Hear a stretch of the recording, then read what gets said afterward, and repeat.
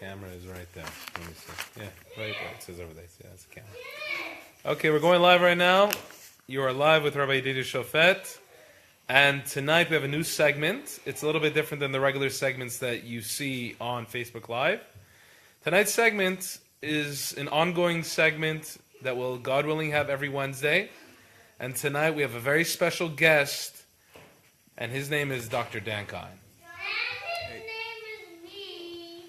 Tonight, we'll be talking about a great subject, and that subject is called success. We know success is something that we all strive for. It's something that is not just given to us. It's something that we have to attain. And according to the Torah, which we live by, Avraham, Yitzchak, and Yaakov, our forefathers, they were successful.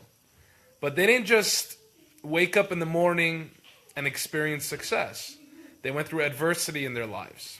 They went through difficulties in their lives. Of course, they had God helping them, and they prayed to God, but they had their own efforts, their own ideas, and they were able to get through it. We know it says in Pirkei Avot, it says in Ethics of the Fathers, Ezeu Chacham, who is the wise one, someone who learns from everyone else. And tonight we are privileged to learn some beautiful ideas and advices from Dr. Dan Kahan, and I will be asking a few questions. He'll be giving a few answers, as time is always under 10 minutes for these videos. So please bear with us. So, Dr. Dan. Yes, Rabbi Yedidia.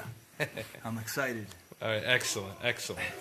I wanted to ask you, I know we all strive for success in life, and we have different missions. Everyone has different missions.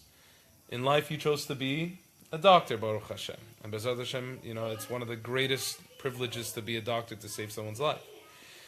So, you chose to be a doctor in life, and the question that I have for you is, what gives you that motivation for success in being a doctor, in continuing to wake up every morning to do what you do? What motivates you in your career? So, you quoted Pirkei Avot at the beginning. You said, Ezachtu chacham alomed mikol adam. So when I was a kid, I went to Jewish schools all my life, and I loved learning Pirkei Avot. And I learned that the world stands on three pillars. The world stands on Torah, Tefillah, and Gemilut Chasadim. The study of Torah, prayer, and acts of loving kindness. And in this world, we have three main relationships. We have the relationship with ourselves, we have the relationship with God, and we have our relationship with others.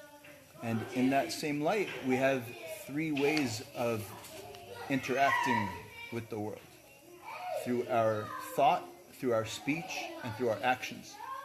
So, I'll tell you first off how I came to the realization that being a physician was my goal, and that was mainly because of the influence of my father, who was a physician, Avi Mori Keter Roshi Nisan Ben Moshe Alav Shalom.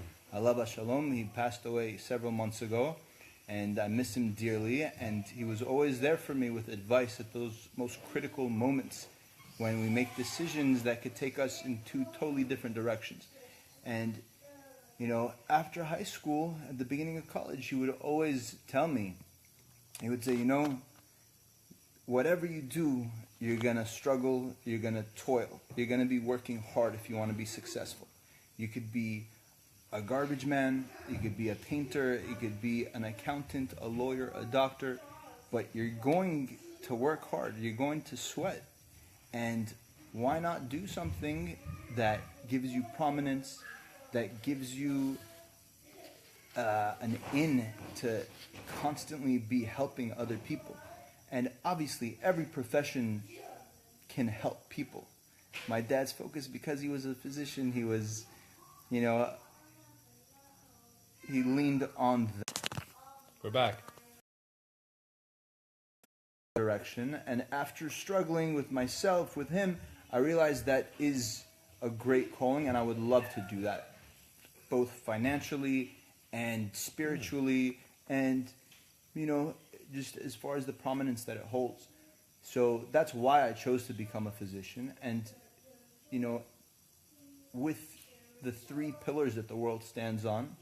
I think if I'm doing anything to support those pillars, that's success. So one of those is acting in the realm of loving kindness and helping people, helping them get better, speaking to them, and I love it. I love it. So for me, By acting, you mean like to actually do it, to act it, or to live it? Some people act things like it's not really them. But by acting, you mean like not just... no, I mean actions, not acting like an actor, like taking action for loving kindness into this world. Just tonight, after our Vit, somebody approached me and said, I've been having a cough for the last few weeks. Can you help me? He was an older gentleman, 70s, but beautiful human being. And I said, yeah, sure. So, they tell you in medical school, don't do curbside consultations because it'll get you in trouble. But, this is how we roll. So he told me he has a history of asthma. I said, do you take any medications? He pulled out his albuterol inhaler. And I said, okay, how many times a day are you using this? He said 2, 3. I said, that's not good. So I spoke to him about inhaled steroids. He told me he's going on a trip. He's going to be out of town. And, we were able to get him some inhaled steroids, and hopefully he'll be doing well. I'll check in with you and let you know how it went. Definitely. We'll come back for another segment just for that. Sure. But, that ability that I have to help people is worth everything to me. And on top of that, knowing that this is something that my father wanted and encouraged me to do gives me tremendous joy to know I'm making my father proud. Making a difference. Yeah. I like to think so. That's beautiful. All right, so here, question number 2 I would have for you is, was there ever a time that you thought, let's give up? A lot of us go through that moment in life where we just feel we hit something and we just feel, it's not, I don't think I can do it anymore. I don't think I can actually go through it. I just want to throw in the towel. Have you ever had that moment of failure even? Not just giving up, maybe sometimes you hit a wall, you had a little bit of failure. Have you ever went through those moments? And if you did you get over it? Did you use it to your advantage? What did you do? So I don't like the word failure. I like the word challenge. Okay. And, who doesn't have challenges in life? We all come across challenges, and those challenges are what really build our character. When I was in high school, I wasn't the most diligent student, and I like to have fun. I would enjoy myself, and something that really rubbed me the wrong way was when I had my interview with my guidance counselor in 11th grade, and she told me that she recommends I get started with vocational school to find my profession. And I said, what do you mean vocational school? She said, you could be an electrician. Nothing wrong with being an electrician or a plumber, mechanic, but, I wasn't thinking that for myself. And she said, yeah, this is what you should do. And I was really offended. And it just sparked a little bit more motivation in me to prove her wrong. And thank God I did. That's amazing. All right, so basically it came from high school. This drive started from high school, where you felt that you just could have something so much more than just what people thought. Yeah. All right. Yeah. All right, so I have another question for you. So when did you feel that moment of success? What I mean is, a lot of times we try to do something, and we're doing it. But as time goes on, there's a moment when you realize, I made it. I finally made it. And I know that's not like by the end of the trip. For instance, when you're going up the mountain, I know there's a very big mountain in life. But all of a sudden you get to that point where you see the peak and you tell yourself, I made it. What was that moment in your life? Did that change the way also you looked at things as well? So, no, I've never felt that moment where I'm at the peak. I don't think.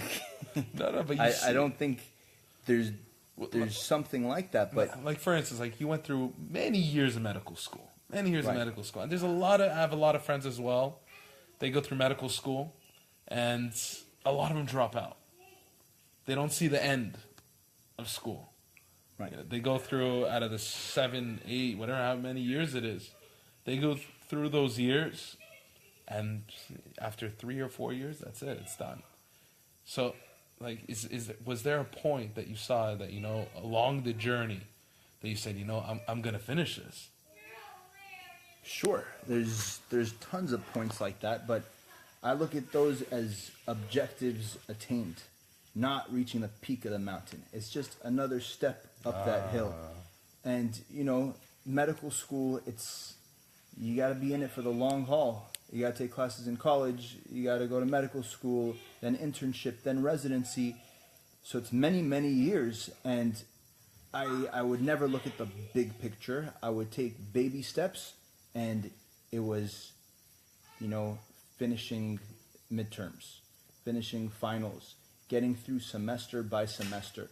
And, a good friend of mine told me many years ago, he said, success is a journey, not a destination.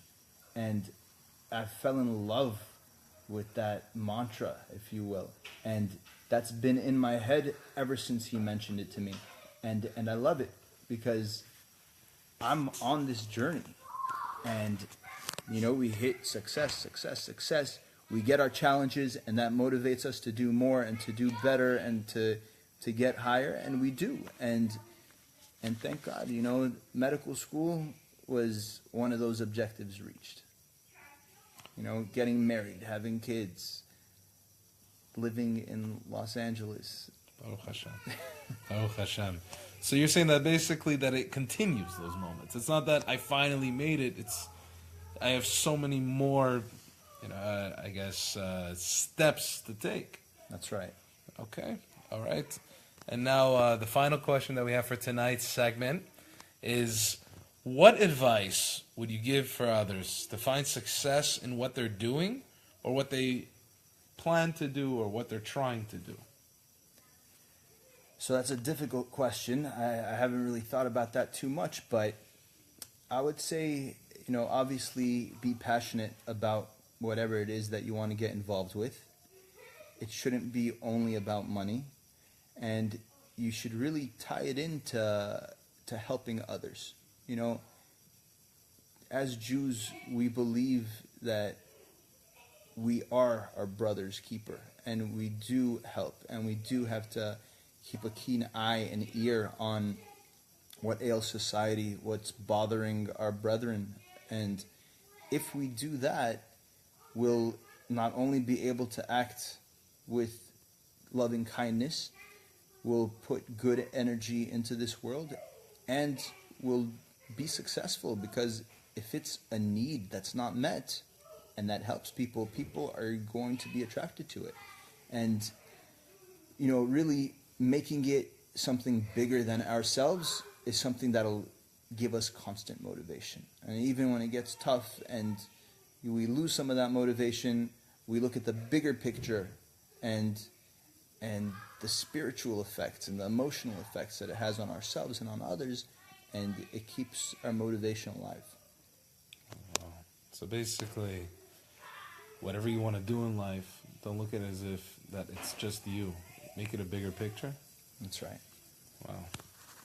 Baruch Hashem. Thank God we had a very big privilege to sit with Dr. Dankan. God bless you. Thank you very much. The privilege was all mine. I'm honored. I have to say, he is truly his father's son, and you would make him very proud with everything that you do. Thank you. In the medical field, in the community, and especially with random curbside medical consultation. I want to say thank you very much for tuning in, and once again, thank you to our dear guest. And God willing, we will see you next week. I wish you a beautiful week.